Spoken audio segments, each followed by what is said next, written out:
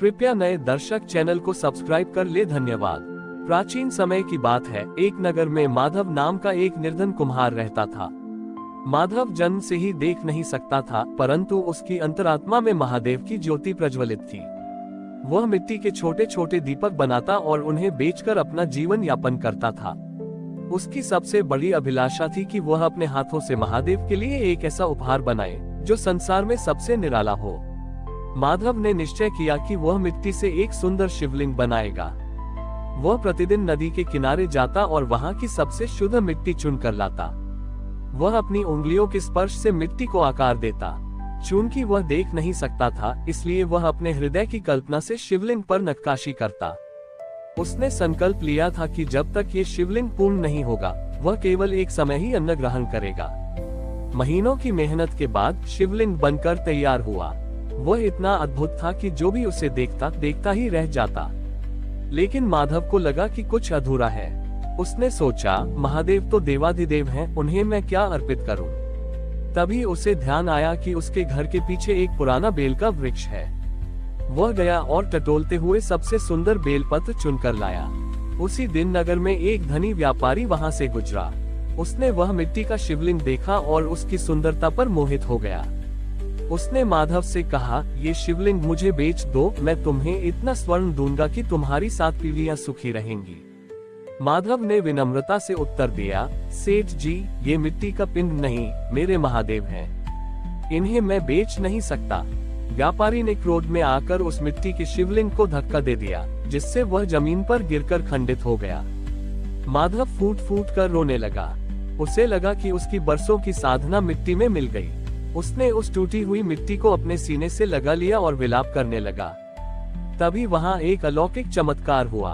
वह खंडित मिट्टी माधव के हाथों में स्वर्ण की तरह चमकने लगी और देखते ही देखते वह फिर से एक पूर्ण और ज्योतिर्मय शिवलिंग में बदल गई। तभी आकाशवाणी हुई, पुत्र माधव, संसार स्वरूप को देखता है, लेकिन मैं केवल भाव को देखता हूँ। उस व्यापारी ने पत्थर तोड़ा, पर तूने अपने आंसुओं से मुझे फिर से जोड़ दिया।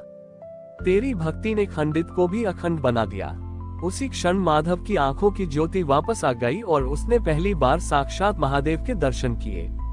वह स्थान आगे चलकर अखंडेश्वर महादेव के नाम से प्रसिद्ध हुआ, जहां भक्त आज भी विश्वास के साथ अपनी टूटी हुई उम्मीदें लेकर आते हैं और महादेव उन्हें पूर्ण कर देते हैं। माधव की आंखों की ज्योति लौटने और महादेव के दर्शन पाकर वह कृतार्थ हो गया। नगर में इस चमत्कार की चर्चा आग की तरह फैल गई। वह अहंकारी व्यापारी, जिसने शिवलिंग को खंडित किया था, अब ग्लानि की अग्नि में जलने लगा। उसे बोध हुआ कि उसने धन के मद में आकर एक परम भक्त का अपमान किया है।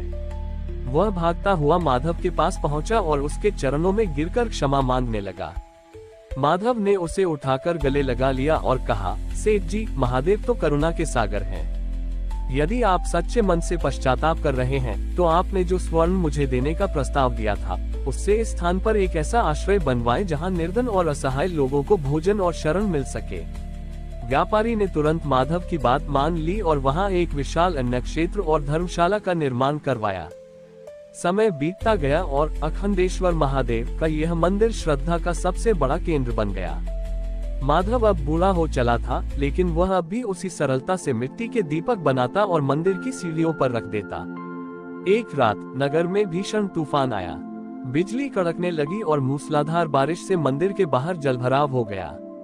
मंदिर के मुख्य पुजारी चिंतित हो गए कि कल सुबह की आरती कैसे होगी, क्योंकि मंदिर तक पहुंचने का मार्ग कीचड़ और पानी से अवरुद्ध हो गया था।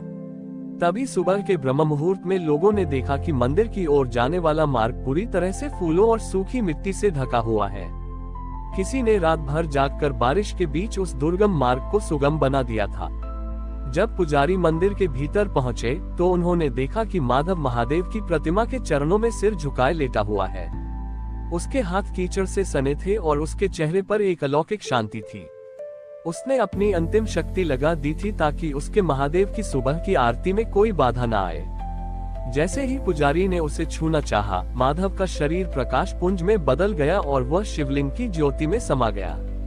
महादेव ने अपने उस भक्त को सदा के लिए अपने पास बुला लिया, जिसने न केवल अपनी दृष्टि से बल्कि अपने कर्मों से भी संसार को भक्ति का सही मार्ग दिखाया था। आज भी लोग कहते हैं कि जब भी कोई भक्त निस्वार्थ भाव से अखंडेश्वर महादेव की सेवा करता है तो उसे मंदिर की वायु में माधव के बनाए मिट्टी के दीपों की भीनी भीनी सुगंध अनुभव होती है।